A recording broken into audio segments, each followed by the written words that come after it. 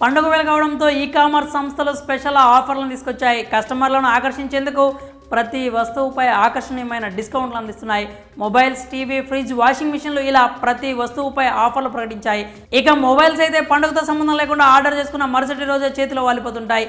తాజాగా ఓ వ్యక్తి ఫ్లిప్కార్ట్ వెబ్సైట్ నుంచి ఐఫోన్ ఆర్డర్ చేసుకున్నాడు. క్యాష్ ఆన్ డెలివరీ ఆప్షన్ ఎంచుకున్నాడు. ఫోన్ తీసుకుని డెలివరీ బాయ్ సదరు అడ్రస్కి వెళ్ళాడు.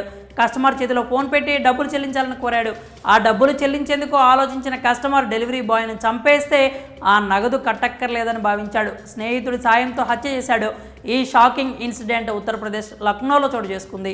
లక్నోలోని నిషాద్గంజ్ ప్రాంతంలో నివసిస్తున్నాడు భరత్ సాహు. అతడు ఫ్లిప్కార్ట్ డెలివరీ బాయ్గా పనిచేస్తున్నాడు.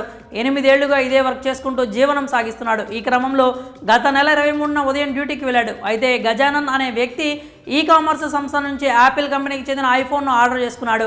ఐఫోన్ విలువ 1,50,000 కావడంతో క్యాష్ ఆన్ డెలివరీ ఆప్షన్ ఎంచుకున్నాడు. దీంతో ఐఫోన్ డెలివరీ చేసేందుకు గజానన్ ఇంటికి వెళ్ళాడు భరత్ సాహు. ఫోన్ గజానన్ చేతిలో పెట్టి డబ్బులు చెల్లించాలని కోరాడు. అయితే డెలివరీ బాయ్ అక్కడే ఉండమని చెప్పి డబ్బులు తెస్తున్నామని డ్రామా చేశాడు. ఇతడి డ్రామాను పసిగట్టలేకపోయాడు డెలివరీ బాయ్. బయట వెయిట్ చేస్తున్నాడు. అయితే ఈ డబ్బులు చెల్లించడం ఏమాత్రం ఇష్టం లేని గజానన్ అతన్ని అంతమొందిస్తే ఆ డబ్బులు కట్టక్కర్లేదని భావించాడు.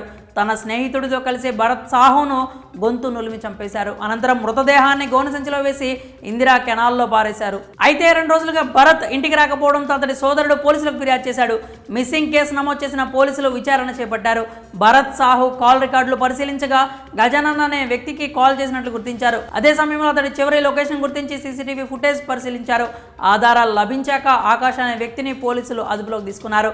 అతన్ని పట్టుకున్న పోలీసులు తమదైన స్టైల్లో విచారించగా ఐఫోన్కు డబ్బులు ఇవ్వకుండా ఎగ్గొట్టేందుకే డెలివరీ బాయ్ భరత్ సాహును గొంతు నులిమి హత్య చేసి గోనె సంచిలో కట్టి కెనాల్లో పడేసినట్లు నేరం అంగీకరించాడు. దీంతో ఎస్డీఆర్ఎఫ్ బృందాలను రంగంలోకి దించి భరత్ సాహు మృతదేహం కోసం గాలింపు చేపట్టారు. భరత్ సోదరుడు ప్రేమ్ కుమార్ మృతికి న్యాయం చేయాలని, నిందితులను కఠినంగా శిక్షించాలని డిమాండ్ చేశాడు.